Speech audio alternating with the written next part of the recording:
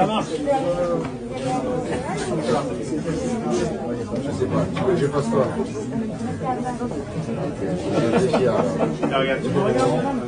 Salut à tous la team, j'espère que vous allez bien. Les frérots, pour être honnête avec vous, j'ai tourné une vidéo en avance que je dois sortir à cette heure-ci maintenant.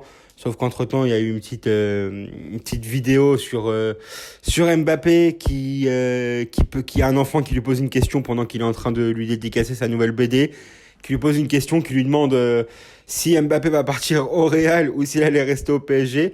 J'ai l'impression que tout le monde fait mieux son travail que les journalistes. Bon, c'était une petite séquence sympa, vous voyez. Et Mbappé l'a regardé en rigolant, en disant je sais pas, bon, qu'est-ce que tu veux que je fasse? Et le petit dit que tu restes au PSG. Il a dit je vais voir, je vais réfléchir. Bon, je sais pas comment faut prendre ça, les frérots. Je vous dis la vérité. Dites-moi en commentaire ce que vous en pensez. Mais bon, pourquoi il dit pas clairement je pars? C'est ça que je comprends pas en fait. Pourquoi il dit pas clairement je m'en vais? Tu vois, le problème c'est que, ok, on sait très bien que le PSG ne le mettra pas sur le banc pendant 6 mois. En fait, c'est ça que je comprends pas, c'est pourquoi Kylian, pourquoi il dit pas je pars? Tu vois, après vous allez me dire ouais mais t'es contradictoire et tout. Tu dis pourquoi Kylian il dit pas qu'il part, mais pourquoi tu dis pas que Nasser il va dire que Zidane arrive?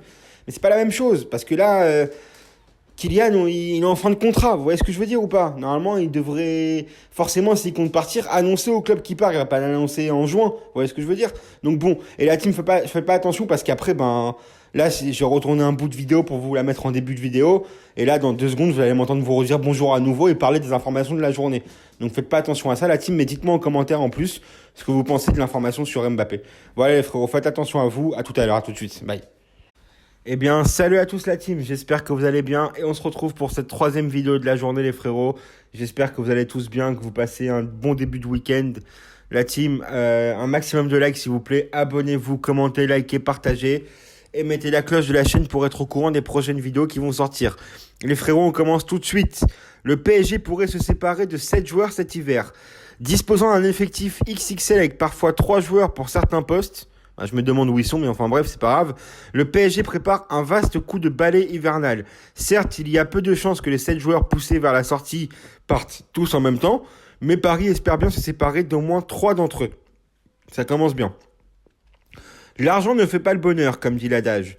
Mais il y contribue et c'est encore plus vrai dans un club de football, même si ce n'est pas forcément synonyme de réussite. Pour le PSG, c'est un peu le cas. Si le club parisien domine outragement la Ligue 1, il a plus de mal dans le jeu et surtout en Ligue des Champions, où il n'a pas pu faire mieux que 2e de son groupe derrière Manchester City. Pour expliquer cela, on peut évoquer de nombreuses choses, de l'animation tactique défaillante de Pochettino à la forme aléatoire des joueurs, aux blessures et aussi aux automatismes manquants entre certains joueurs.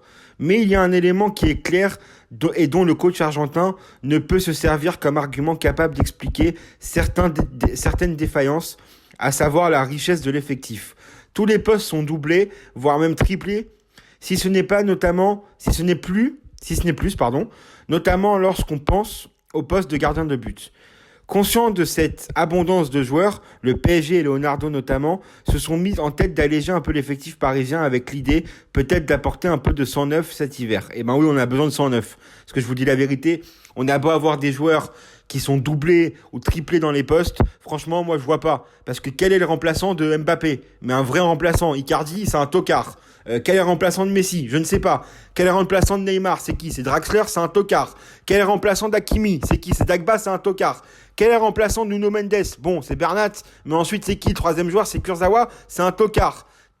Voilà, moi j'en ai marre tous ces tocards. Enfin bref. Donc bref, je vais reprendre. Mais revenons aux joueurs concernés. Selon nos informations, ils sont au nombre de 7. Premier de la liste, il y a un certain Sergio Rico. Alors Rico, personnellement, j'ai rien contre lui. Il est rentré la dernière fois, il a fait une bonne fin de match. Malheureusement, il a été, il a été victime de l'arrivée de Donnarumma. Bon, ça arrive. Sergio Rico, merci pour tout, mais au revoir. Le portier espagnol, qui a joué 23 minutes cette saison suite à l'expulsion de Keylor Navas face à Nantes, et l'absence de Donnarumma sur le banc parisien, durant cette rencontre, et ne devrait pas avoir d'autres occasions de jouer. Ok.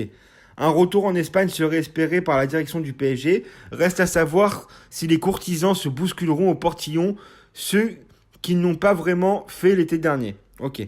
Ensuite, bon, Rico, faut qu'il parte, de toute façon. Faut le vendre 10-15 millions d'euros, ou voire 10 millions d'euros. Faut qu'il parte, ça suffit. Merci Rico pour tout, merci Sergio Rico. C'est gentil, mais merci, au revoir. Voilà. Il faut arrêter de faire dans les sentiments, ça y est, ça suffit. Du départ en prévision en défense. En défense aussi, cela pourrait bouger. Sergio Ramos de retour en forme. Retour en forme, ça reste à voir. Hein. Quand ton coach tout à l'heure te dit que le mec a des problèmes physiques, mais qu'il fait jouer 90 minutes, et le mec après ils disent qu'il est en forme, c'est bon, il se fout de notre gueule, ça suffit. Thilo Kehrer ou Abdo Diallo, qui n'ont jamais réussi à s'imposer dans la durée au PSG, ne seront pas retenus et Paris sera à l'écoute de toutes les offres les concernant. Même chose pour Kurzawa, bah oui, on le prolonge qu'en 2024, mais personne ne le vend. Donc c'est bon, au bout d'un moment. Donc récemment prolongé et sous contrat jusqu'en juin 2024, qui est de son côté clairement poussé dehors puisque le coach parisien ne compte clairement pas sur lui. Avec l'émergence de Nuno Mendes et le retour en forme de Bernat sur le flanc gauche de la défense parisienne. Avec Leving, on a parlé en début de saison, il s'entraîne bien, il est très, très professionnel et aide l'équipe. Mais on a plusieurs joueurs à son poste dans l'effectif et encore, on compte plus sur eux. Expliqué encore Pochettino il y a quelques semaines, sans avenir à Paris, Kurzawa pourrait débarquer en première ligue où il y a une certaine cote. Et ben, au revoir Levin, merci aussi pour tout. Ça a été très très bien la première année, après ça a été plus compliqué. Je sais que t'aimes le club, mais merci pour tout, au revoir. Au milieu de terrain, 2 joueurs pourraient être sacrifiés. Paredes, le milieu argentin qui alterne le bon et le moins bon depuis son arrivée, pourrait filer en Italie où plusieurs clubs suivent ses performances, mais c'est surtout Rafinha dont plus personne ne veut au PSG qui est invité à aller voir ailleurs. Reste à savoir où, puisque le joueur bénéficie d'un confortable salaire au PSG. Ben, comme d'hab, c'est ce que Ibra dit hier dans l'interview. Hein. Les mecs veulent pas partir. Ils vivent à Paris dans une très très belle ville. Ils sont au PSG dans une équipe qui joue la Ligue des Champions et qui a l'ambition de la gagner. Et en plus, ils sont surpayés. Donc bien sûr que les mecs veulent pas partir. Ils s'en foutent de pas jouer. Ils prennent de l'oseille. Ils s'en battent les couilles. Ils s'en foutent. Et c'est qui les fautifs là? C'est qui? Ben, les dirigeants. Ah, voilà. Et après on nous dit il faut rien dire. Non, mais c'est bon. Allez, arrêtez de nous casser les couilles. Au bout d'un moment, ça suffit. Mais aussi en attaque. Alors là, c'est le comble. Enfin, le plus gros dossier de l'hiver sera, à n'en point douter, celui de Mauro Icardi. Malgré des débuts prometteurs, l'attaquant argentin ne fait plus parler hors du terrain avec sa telenovelas avec Wanda Nara que sur le terrain où son rendement est indigne d'un joueur tel que lui. Voilà, 3 buts en 15 apparitions, toutes compétitions confondues. L'Italie lui manque et de son côté, il souhaiterait également quitter le club de la capitale pour retrouver un club plus calme. Bah écoute frérot, toi calme-toi d'abord, prends ta meuf, casse-toi et au revoir. Voilà. Où il sera un élément majeur et où il pourra s'occuper de sa famille comme nous vous l'avions expliqué récemment. L'Italie est une destination plus que plausible, mais l'option Juventus est toujours aussi hypothétique. Du côté des représentants du joueur, on essaye de le proposer un peu partout à Newcastle, au FC Barcelone, à Tottenham, et bien évidemment du côté de la Juventus. Quoi qu'il arrive, le dossier dégraissage du PSG risque de bien occuper Leonardo en janvier, lui qui doit aussi s'occuper de l'épineux cas Mbappé ou celui de Xavi Simons. Donc bon, les frérots, c'est compliqué, je vous dis la vérité, c'est très très compliqué. Mais bon, on va voir ce qu'on va faire, on va réfléchir à ça. Mais bon, c'est très très compliqué. Hein. C'est super compliqué parce que bon, voilà. Alors qu'on vende, on veut pas. Je sais plus si Draxler est dans la liste ou pas. Draxler, faut le vendre aussi. Draxler, faut le vendre, les frérots. Kurzawa, faut le vendre, ça c'est sûr et certain. Faut vendre qui d'autre? Faut vendre Kehrer, ça c'est sûr et certain. Diallo, moi personnellement, je le garderai dans la rotation parce que bon, il peut jouer central et il peut jouer à gauche. Il faut vendre Icardi.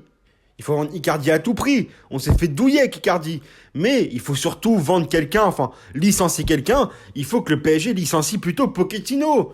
Il faut que... Alors c'est bien de vouloir dégraisser l'effectif. C'est bien de vouloir faire rentrer des sous dans la caisse. Mais il faut licencier Pochettino. Moi, maintenant, au mercato estival, ce que j'attends, c'est le départ de Pochettino. Tous les matins, je vais me réveiller en espérant voir Pochettino a été licencié. C'est ça qu'il faut. Il faut virer ce coach. Il faut virer ce coach. Je m'en bats les couilles.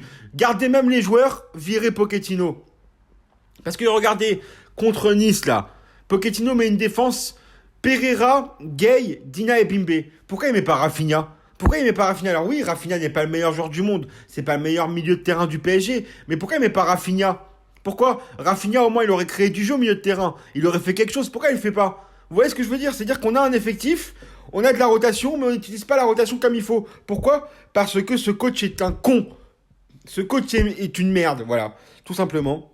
Donc franchement, il faut que le PSG vire Pochettino aussi. Ils veulent virer des joueurs, grand bien leur face. Il faut virer Pochettino. Et au mercato estival, il nous faut des nouveaux joueurs. Je sais pas, débrouillez-vous comme vous voulez. Faites venir des mecs en prêt. Faites ce que vous voulez. Mais ramenez-nous au moins un ou deux bons milieux de terrain.